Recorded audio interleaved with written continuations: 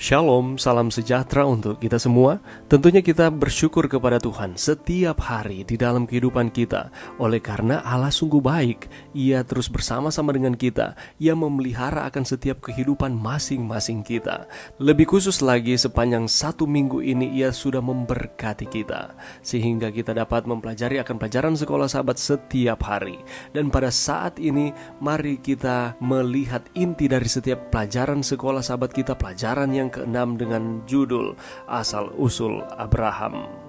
Pada saat ini, mari kita melihat ayat inti sepanjang minggu ini di dalam Ibrani 11 ayat 8. Karena iman Abraham taat ketika ia dipanggil untuk berangkat ke negeri yang akan diterimanya menjadi milik pusakanya, lalu ia berangkat dengan tidak mengetahui tempat yang ia tujui. Kalau kita melihat di dalam pelajaran kita pada saat ini, kita telah mencapai inti dari kitab Kejadian.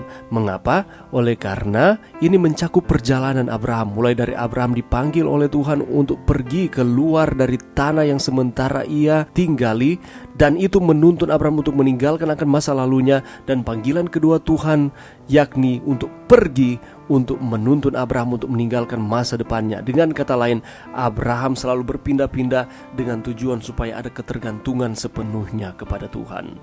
Itulah sebabnya Abraham disebut bapa segala orang percaya. Tetapi apakah ia tidak mengalami pasang surut di dalam kehidupan? Kita akan lihat bersama-sama. Iman adalah motif utama dalam kehidupannya. Apakah selalu?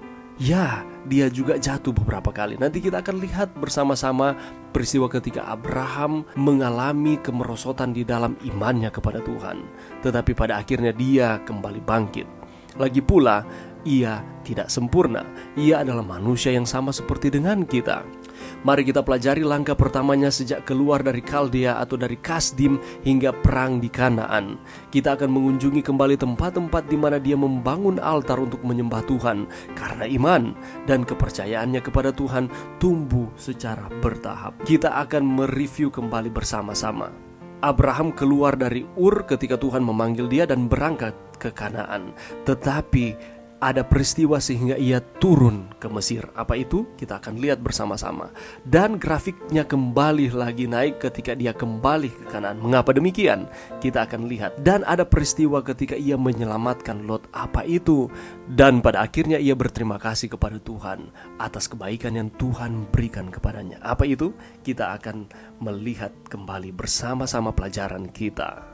Kalau kita membaca di dalam Kejadian 12 ayat 5, di sana dinyatakan bahwa Abraham membawa Sarai istrinya dan Lot anak saudaranya dan segala harta benda yang didapat mereka dan orang-orang yang diperoleh mereka di Haran. Mereka berangkat ke tanah Kanaan lalu sampai di situ.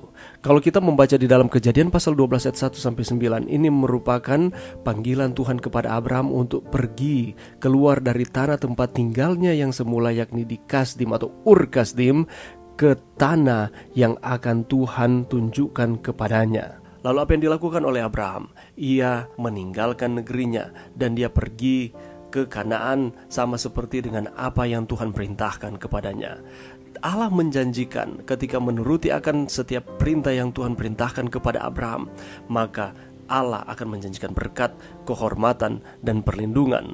Selain itu, Abraham akan menjadi berkat bagi orang-orang di sekitarnya dan bagi semua bangsa, atau di dalam benihnya atau sesuai dengan keturunannya. Tetapi yang harus dilakukan oleh Abraham adalah, pertama, dia harus meninggalkan tanah Kasdim. Ini berhubungan erat dengan Babel dan mencapai Kanaan, yakni tanah perjanjian yang dijanjikan Allah kepada Abraham. Ia harus meninggalkan akan masa lalunya. Dia harus meninggalkan akan harta, warisannya, kesenangannya, ke tempat yang belum pernah ia lihat yang Tuhan tunjukkan kepadanya.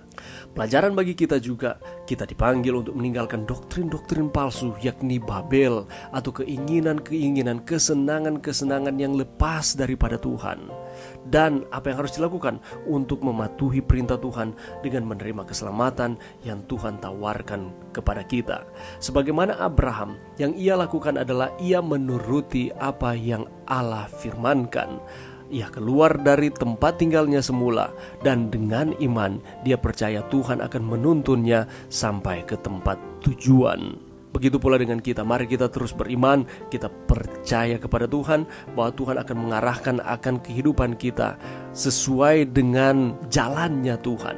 apabila kita terus setia kepadanya. Ada peristiwa yang mengagetkan yang terjadi yang dicatat di dalam Kejadian 12 ayatnya yang ke-10 terlebih utama. Di sana dikatakan ketika kelaparan timbul di negeri itu, pergilah Abram ke Mesir untuk tinggal di situ sebagai orang asing sebab hebat kelaparan di negeri itu. Kalau kita melihat di dalam pelajaran kita, Abram baru saja tiba di tanah perjanjian, tetapi apa yang dilakukan? Ia memutuskan untuk meninggalkan tanah tersebut ke Mesir karena apa yang terjadi?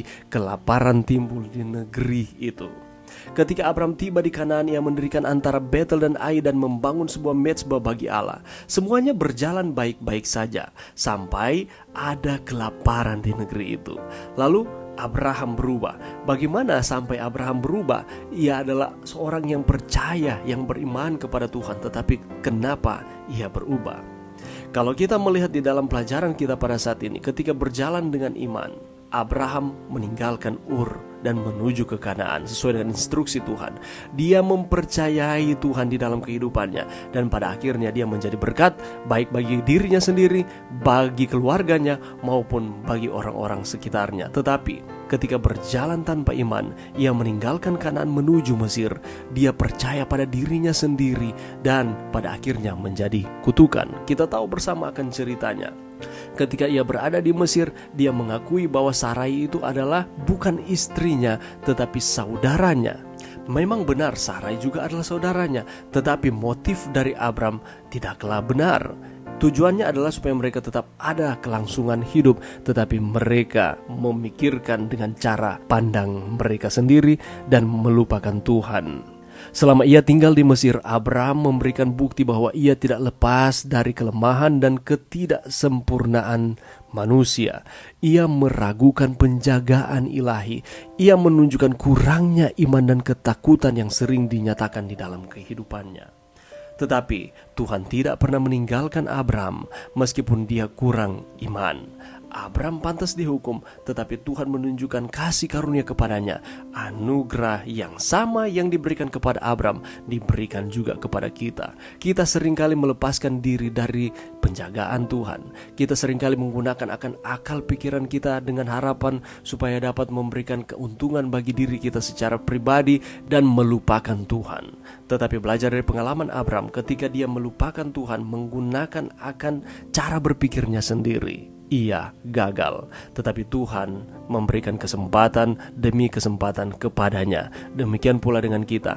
Allah terus memberikan kesempatan kepada kita untuk datang kepadanya, berbalik kepada Tuhan, meninggalkan akan jalan-jalan kita yang lama dan bergantung sepenuhnya kepada Tuhan. Kejadian pasal 13 ayat 3 di sana menyatakan bahwa ia berjalan dari tempat persinggahan ke tempat persinggahan, dari tanah Negeb sampai dekat Betel, di mana kemahnya mula-mula berdiri antara Betel dan Ai. Tuhan tidak pernah meninggalkan Abram, tetapi memegang tangannya dan membawanya kembali ke titik semula atau titik awal sesuai dengan perjanjian Allah dengan Abram itu. Dia memberi Abram kesempatan untuk memulai perjalanannya lagi, kali ini dengan pelajaran yang baru. Abram tidak lagi takut akan kelaparan atau percaya pada dirinya sendiri. Dia mengerti bahwa Tuhan akan selalu bersamanya apapun yang terjadi. Karena itu, dia membiarkan Lot memilih terlebih dahulu ketika konflik muncul. Secara paradoks, Lot memilih dengan bebas tetapi menjadi budak, sementara Abram bebas di tanah perjanjian.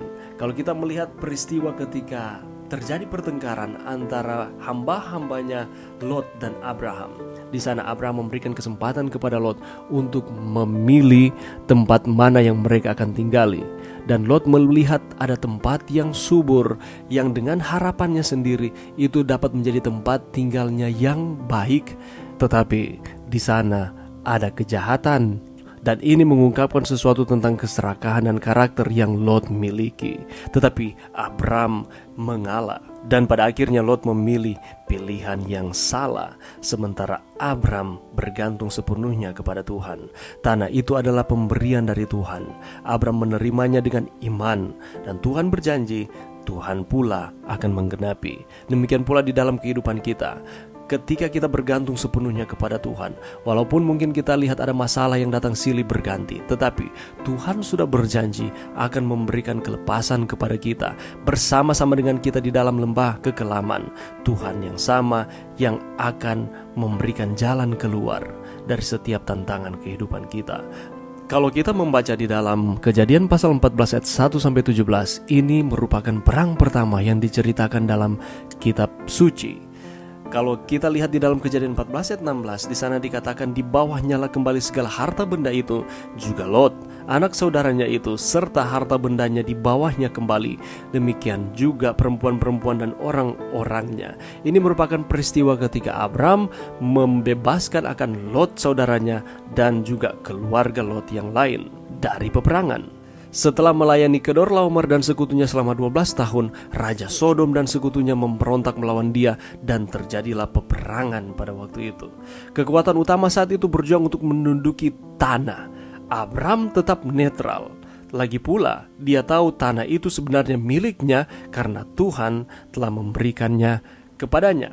Dan ketika dia mendengarkan bahwa Lot itu ditangkap, yang dilakukan oleh Abram yang dicatat di dalam para nabi dan bapa halaman 135 adalah hanya ketika dia mengetahui bahwa keponakannya Lot telah ditangkap, apa yang dilakukan? Mencari pertama-tama nasihat ilahi. Dia belajar dari pengalaman ketika ia terpisah dari Tuhan. Dia memutuskan dengan cara pandangnya sendiri untuk mengatasi kelaparan dengan pergi ke Mesir. Pada saat ini dia mencari Tuhan. Dia tidak menggunakan akan akal pikirannya sendiri. Dan setelah itu Abraham bersiap untuk perang. Berkat dukungan Tuhan, lewat peristiwa ini hanya 318 orang cukup untuk menyelamatkan Lot dan membuat tentara melarikan diri ke Damaskus, dan Tuhan ditinggikan. Ini merupakan gambaran ketika kita bergantung sepenuhnya kepada Tuhan, bahwa segala sesuatu tidak ada yang mustahil bagi Tuhan. Belajar bergantung sepenuhnya kepada Tuhan. Kalau kita membaca di dalam Kejadian pasal 14 ayatnya yang ke-7 sampai ayatnya yang ke-20, di sana dikatakan seperti ini. Setelah Abram kembali dari mengalahkan Kedorlaomer dan para raja yang bersama-sama dengan dia, maka keluarlah Raja Sodom menyongsong dia ke lembah Syawe, yakni lembah raja. Melkisedek Raja Salem membawa roti dan anggur. Ia seorang imam Allah yang maha tinggi.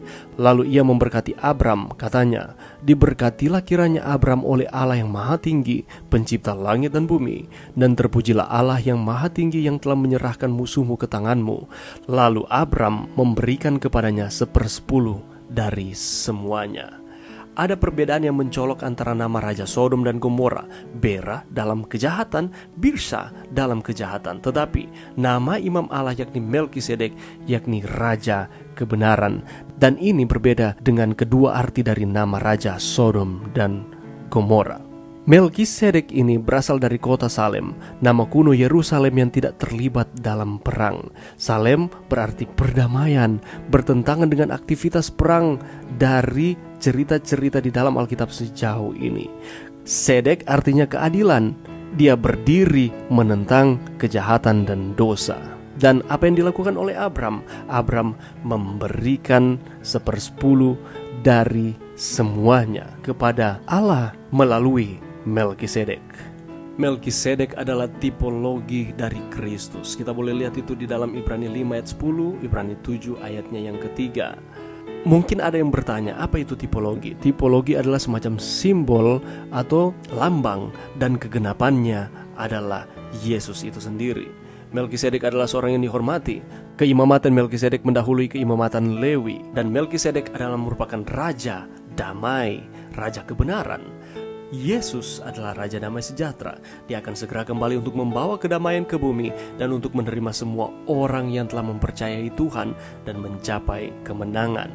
Gambaran dari pelayanan Melkisedek, kegenapannya adalah ketika Yesus datang ke dunia, dia merupakan Raja Damai yang memberikan akan hidupnya mati untuk keselamatan saudara dan saya. Abram menunjukkan rasa syukurnya kepada Tuhan dengan mengembalikan persepuluhan dari semua yang telah dia berikan kepadanya. Dia adalah teladan bagi orang lain, menjadi saksi Tuhan pada zamannya. Bagaimanakah dengan kita? Mari kita tunjukkan rasa syukur kita kepada Tuhan oleh karena Allah sungguh luar biasa di dalam kehidupan kita. Allah yang terus memberkati kita. Salah satunya dengan cara kita mengembalikan persepuluhan yang merupakan milik Tuhan. Dan mari kita saling mengasihi satu dengan yang lain sebagai bukti bahwa kita adalah anak-anak Allah. Kiranya dengan pelajaran ini dapat menjadi kekuatan bagi kita untuk kita hidup bergantung sepenuhnya kepada Tuhan. Mari berdoa. Terima kasih Tuhan atas firman-Mu sepanjang minggu ini. Lewat pelajaran yang ke-6 ini dapat memberikan pelajaran kepada kami untuk belajar bergantung sepenuhnya kepada Tuhan. Melatih akan iman kami untuk tetap ada di dalam Tuhan. Ini doa kami di dalam nama Yesus. Amin.